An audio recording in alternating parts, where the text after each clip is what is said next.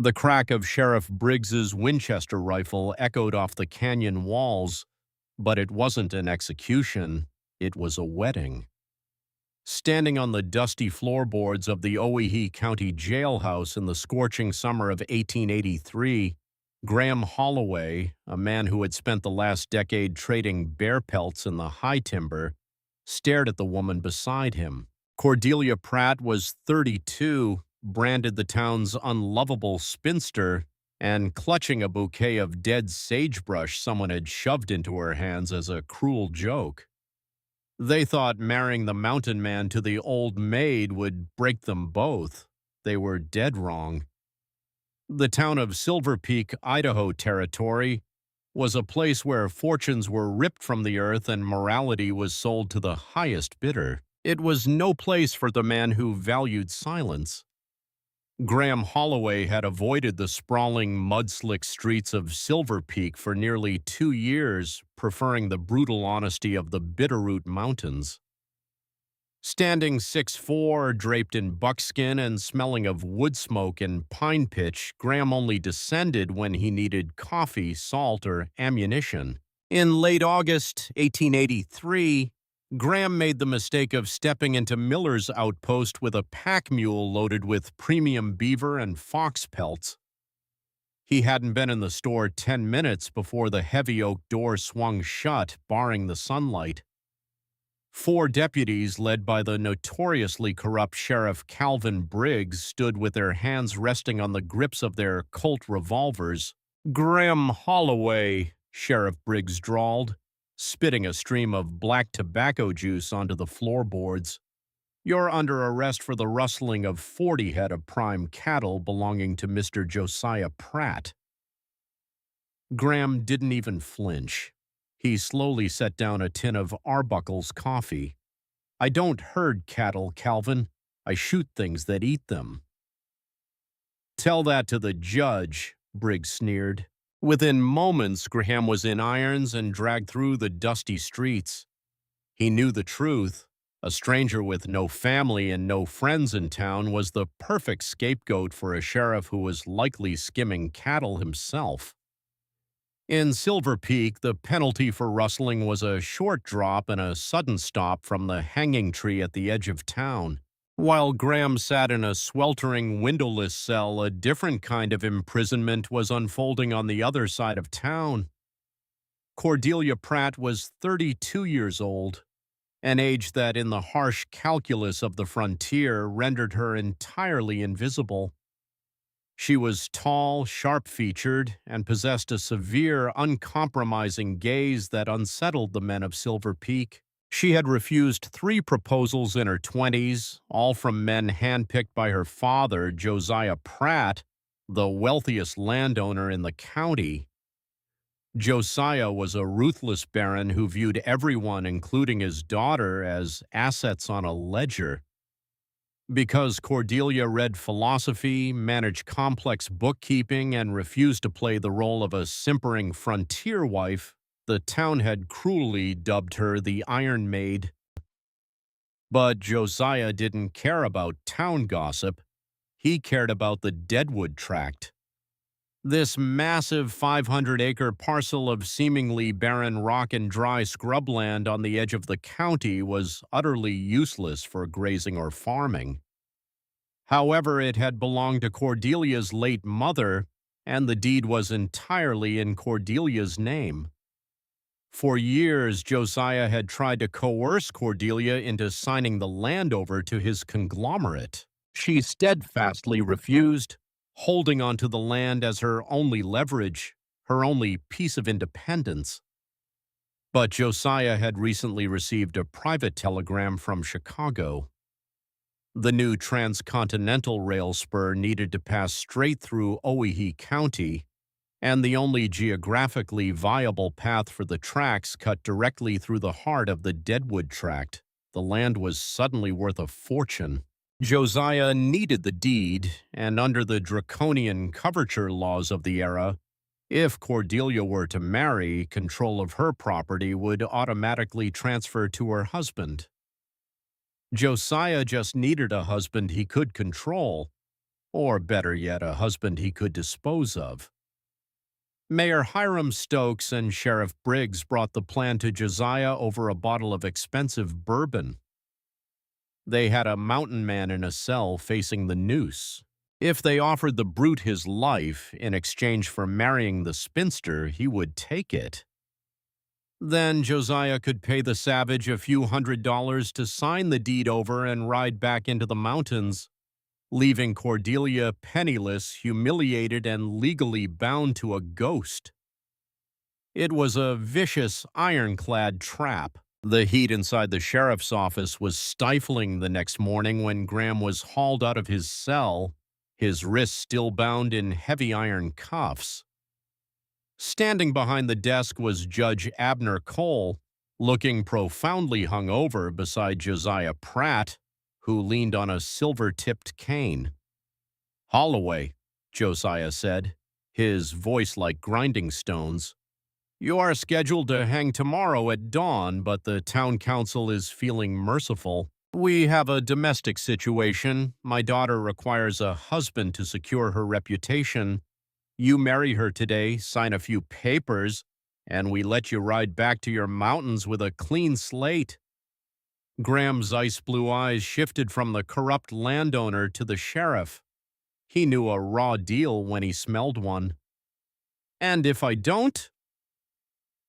"Then we test the strength of the rope," Sheriff Briggs chuckled, racking the lever of his Winchester for emphasis. Before Graham could answer, the door banged open and Cordelia Pratt was shoved inside by a deputy. She stumbled but quickly caught her balance, smoothing the skirts of her dark, unadorned wool dress. She looked around the room, her dark eyes taking in the judge, her father, and finally the massive chained man smelling of the wild. "What is the meaning of this, Father?" Cordelia demanded, her voice remarkably steady despite the terror. "You're getting married, Cordelia," Josiah said coldly. "You've proven incapable of finding a suitable match, so I have found one for you. Meet Mr. Holloway." Cordelia stared at Graham. She saw the heavy chains and the bruised knuckles, but she also saw the intelligence in his eyes. He wasn't a panicked animal. He was a man calculating his odds. "You can't do this," she whispered. "This is a farce." "It is the law, my dear," Judge Cole slurred, opening a heavy registry book. "Now step forward, both of you." Graham was pushed forward, and the deputy uncuffed his right hand just enough to hold a pen. The judge mumbled through the formalities, skipping the sentiment entirely. Graham looked down at Cordelia. She was trembling slightly, but she tilted her chin up, refusing to look away. He didn't know her, but he recognized a fellow captive. "I do," he grunted. When it was Cordelia's turn, she glared at her father. "I have no choice, do I?" "Say the words, Cordelia," Josiah threatened, "or I'll have him hanged right now, and you'll be a widow before you're a bride. Either way, I am taking control of your affairs today." Cordelia swallowed hard. "I do." As she signed her name as Cordelia Holloway, a smirk crossed Josiah's face. He immediately slapped a second piece of paper on the desk. "Now," Josiah said, turning to Graham, "as her husband, you now control her assets. This is a deed of transfer for a parcel of rocks called the Deadwood Tract. Sign it over to me and there's $500 and a fast horse waiting for you out back." Cordelia gasped, the realization hitting her like a physical blow. The land. It was always about the land. She looked at Graham, her eyes pleading for the first time. "Don't do it," her silence screamed. Graham looked at the paper, then at the gold coins, and finally at Sheriff Briggs, whose finger rested near the trigger of the Winchester. Then he looked at the woman who had just been treated like a piece of livestock. Graham picked up the pen and held it over the deed. The room held its breath. Slowly, Graham snapped the wooden pen in half between his thick fingers and dropped the splintered pieces onto the gold coins. I don't know how to read, Graham lied, his voice a deep, resonant rumble that shook the dust from the rafters. And I don't sign things I can't read. Keep your money. I'm taking my wife home. Josiah's face turned a violent shade of purple. You stupid savage! You sign that paper or you hang! Graham took a step toward Josiah, his sheer size forcing the older man back. You already married us, Pratt. You hang a man right after you force him to marry your daughter in front of a judge, and the territorial governor in Boise is going to start asking questions about your cattle and your land grabs. I'm leaving and she's coming with me. Briggs raised the rifle, but Josiah held up a trembling hand. Graham was right. A forced marriage was one thing, but an immediate, unsanctioned execution of a son-in-law was too messy, even for Silver Peak. Fine, Josiah hissed, leaning close to Cordelia. Take him. Go live on that barren rock. You'll starve before winter sets in, and when you're desperate, you'll crawl back and beg me to take that land off your hands. Graham grabbed his pack, offered his forearm to his new wife, and walked her out of the jailhouse, leaving a stunned silence in their wake. The ride to the Deadwood track took 4 agonizing hours in a dilapidated buckboard wagon Graham had purchased with his remaining pelt money. The landscape shifted from rolling grassy hills into a harsh expanse of jagged shale, twisted juniper, and baked red earth. They had not spoken a single word. Cordelia sat stiffly, staring ahead, a woman who had meticulously planned her life to avoid this exact situation, complete dependence on a stranger. Yet as she watched Graham expertly handle the reins, his large hands surprisingly gentle with the nervous horses, a sense of curiosity began to pierce through her despair. He had defied her father. No man in Owyhee County had ever defied Josiah Pratt and walked away. As the sun dipped below the horizon, painting the sky in violent shades of purple and orange, they arrived at the only structure on the tract, an old rotting lime shack abandoned by prospectors a decade prior.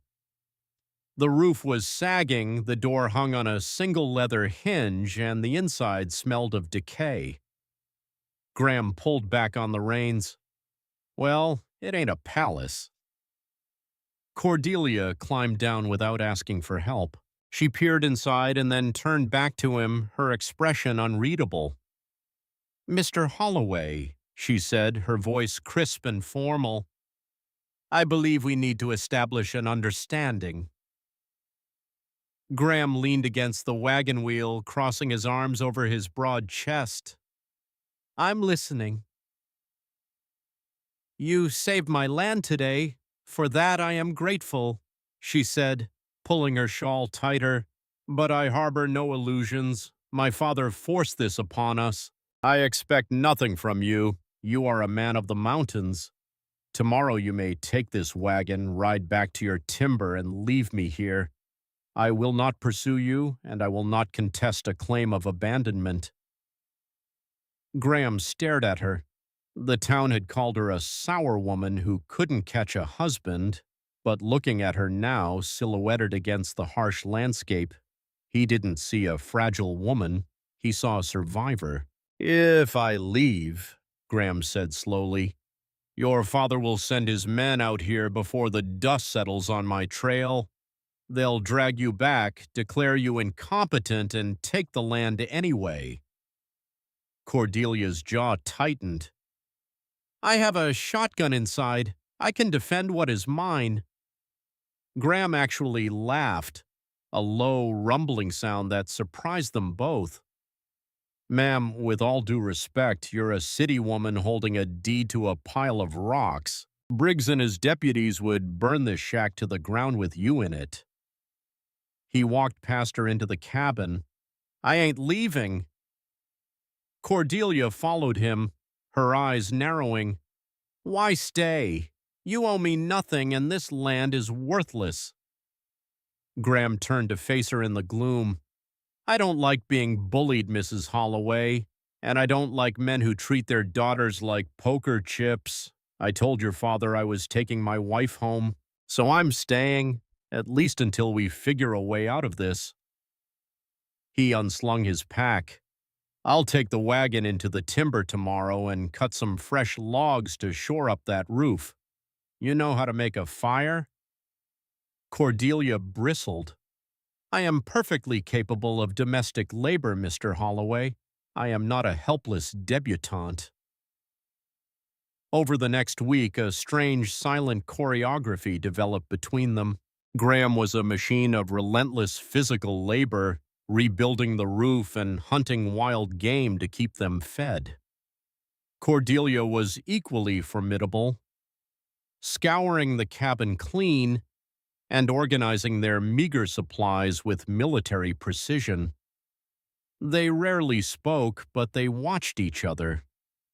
Graham noticed Cordelia meticulously mapping the terrain in a notebook she kept hidden in her apron. Cordelia noticed that Graham, despite his rough exterior, possessed a quiet, observant intelligence that contradicted the town's view of him as a brute. On the 8th day, the peace shattered. Graham was tracking deer near the eastern boundary when he heard a sharp whistle. He found Cordelia kneeling by a deep fissure in the rock face, her hands caked in mud. Look, she breathed, her eyes burning with intensity. Graham knelt beside her. Down in the darkness of the fissure he heard it, the unmistakable rhythmic gurgle of moving water. He reached down and felt the rush of a subterranean spring. It was pure, sweet, and incredibly cold. Water, Graham said, confused. It's a deep spring, good for us, but it doesn't change much. Cordelia sat back, a slow, triumphant smile spreading across her face. It transformed her entirely, stripping away the iron maid and revealing a woman of dangerous brilliance. You really don't know, do you, Graham? She asked, using his first name for the first time. She pulled her notebook from her apron, revealing complex topological maps and clippings from a Chicago financial newspaper. My father thinks he wants this land because the railroad has to pass through it, Cordelia explained. He thinks he can charge them a toll for the right-of-way, but my father is arrogant. He didn't read the engineering reports I intercepted from his study. She pointed to the fissure. The new steam locomotives they are building for the Western Line require massive amounts of fresh water to make the climb over the Owyhee Mountains. The alkali water in Silver Peak will corrode their boilers. This spring is the only source of pure, non-alkaline water within 50 miles. Graham stared at her as the realization washed over him. Graham, Cordelia said, looking him dead in the eye, whoever controls the water on the Deadwood Tract doesn't just get a right-of-way fee, makot iti. They hold the absolute monopoly on the railroad's ability to operate in this territory. We don't just own a pile of rocks. We hold the keys to the entire valley. She closed the notebook with a sharp snap. And my father is about to find out that the daughter he threw away and the mountain man he tried to hang are going to break his empire into pieces. The revelation of the Sweetwater Spring shifted the very air inside the drafty shack. For the first time in her life, Cordelia Pratt was not just a pawn, she held the queen. That night, by the flickering light of the hearth, they forged an alliance. If we can bypass my father and register the water rights directly with the territorial office in Boise, and then contact the railroad's chief engineer, Josiah loses his leverage, Cordelia said. Graham nodded. But the moment I ride into Silver Peak to send a telegraph, Briggs will have me in irons again. You won't send it. Toby Miller will, Cordelia countered. The kid who runs the telegraph office? I tutored him in mathematics and secretly paid his family's back taxes when my father tried to run them off their homestead. Toby owes me his livelihood and he despises Josiah. Graham tested the balance of his knife. I can get in and out of Silver Peak like a ghost. Draft your letters. 2 nights later, under a moonless sky, Graham slipped into Silver Peak. He moved through the shadows of the alleyways in his soft-soled moccasins and picked the lock on the telegraph office. When Toby woke to a massive hand over his mouth, Graham whispered, "It's Holloway. My wife sends her regards. She needs these transmitted to Boise and Chicago. Can you do it before dawn and bury the carbon copies?" Toby looked at Cordelia's elegant handwriting and nodded with resolve. "For Miss Cordelia, I'll send them to the devil himself if she asks." However, Josiah Pratt was not a man who waited for his enemies to move. Paranoid after a week of silence, he summoned his most ruthless enforcers, Harlan and Coots. "Ride out to the Deadwood tract," Josiah commanded.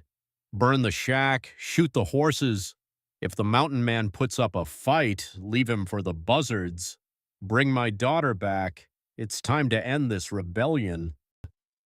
The attack came at high noon 3 days later.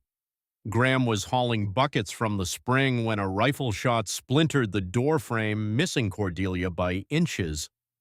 "Get down!" Graham roared, sprinting for the cabin. Harlan and Coots were positioned on a ridge 200 yards away.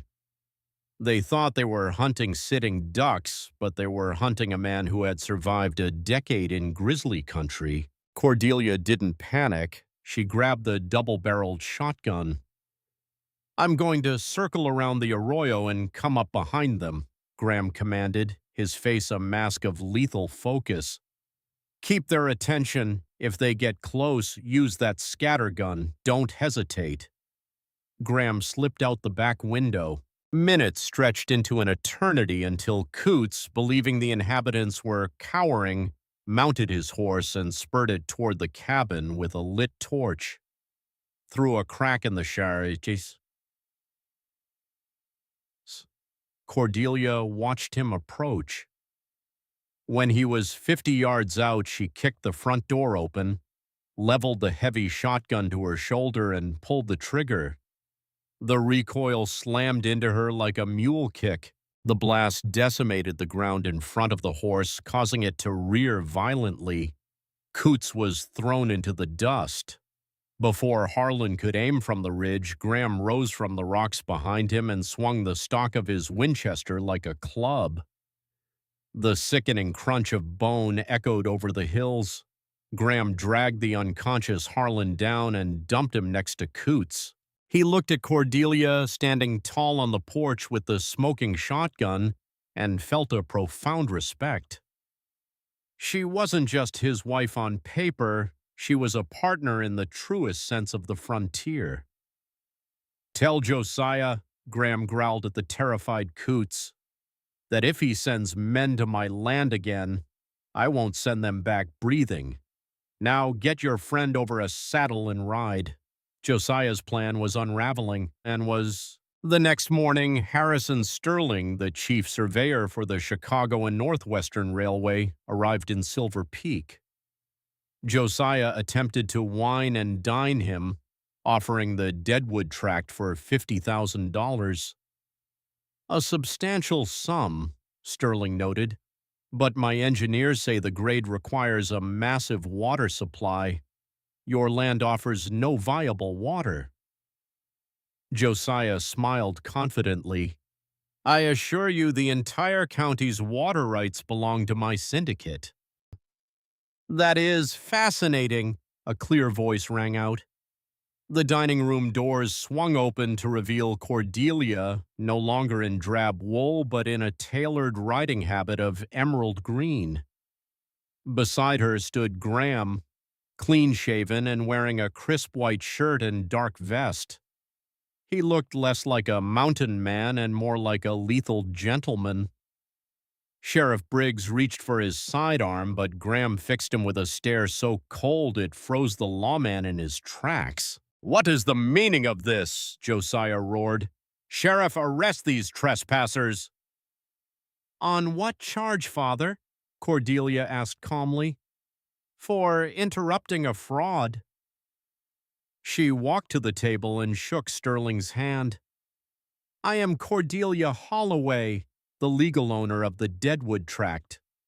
Josiah sputtered about coverture laws, pointing a victorious finger at Graham. "That brute is her husband. Her property is controlled by him."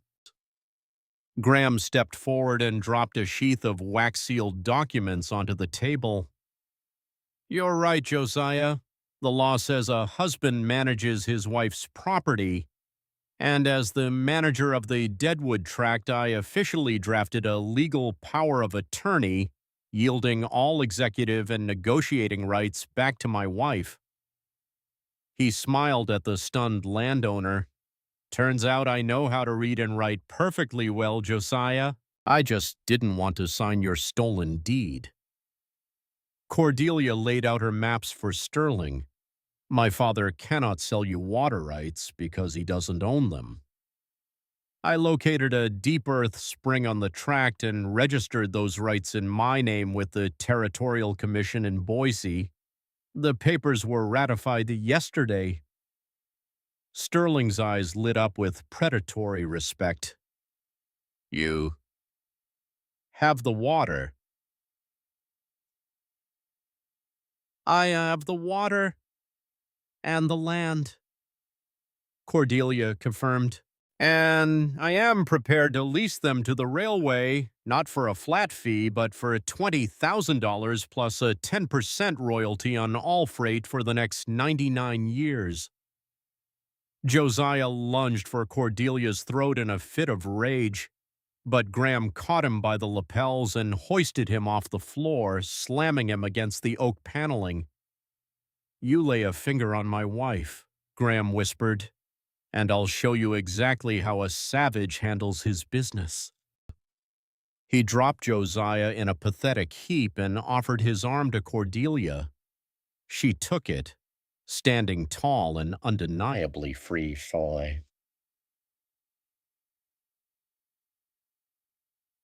Wolf, we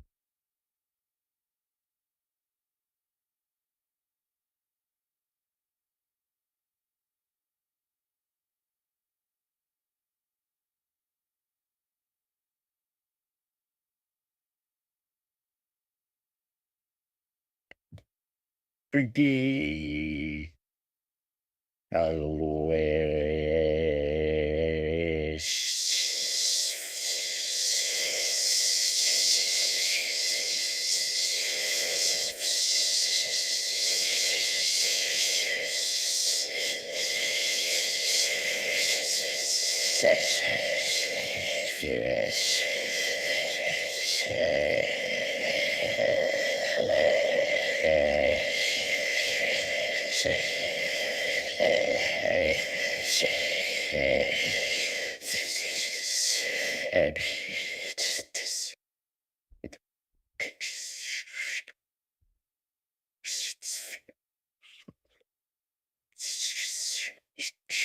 Graham and Cordelia became the wealthiest couple in the territory, but they refused to move into Josiah's ostentatious estate. Instead, they built a beautiful ranch house on the Deadwood Tract, incorporating the original rugged line shack as the central study, a reminder of where they began. Graham traded his trapping rifles for surveying equipment, using their wealth to buy back land Josiah had stolen and leasing it back to the townspeople at fair rates. Cordelia established the first public school in Silver Peak, commanding a respect that terrified men who clung to the old ways. But their greatest triumph was the life they built together. On a warm evening a year later, Graham sat on their wraparound porch carving a wooden horse. Cordelia stepped out, resting her hand over the heavy swell of her stomach. She was 7 months pregnant with their first child. Graham stood and guided her to a chair. "I received a letter from the governor," Cordelia said. "He asked if I would serve as an advisor to the territorial treasury." Graham chuckled. "I reckon you'd have the budget balanced in a week." Cordelia smiled, looking out over the land. I told him no. My empire is right here. Graham knelt beside her, pressing his face against her shoulder. "I spent 10 years running from the world, thinking there was nothing but cruelty. You showed me different." Cordelia whispered back, "And you showed me that sometimes the most dangerous man in the room is the only one who actually knows how to love fiercely." Far off, the mournful whistle of a steam locomotive echoed through the canyon, a sound of progress and wealth, but on the porch of the Holloway Ranch, only the unbreakable bond forged in the crucible of the wild mattered. The legend of Graham and Cordelia Holloway became a cornerstone of Idaho folklore, the mountain man and the spinster who brought a baron to his knees, proving that true power comes from recognizing the hidden value in the land and, more importantly, in each other. The Iron Maid had found her equal, and the solitary trapper had finally found a reason to stay. This was the legacy of Dust and Heart Western tales. Dust and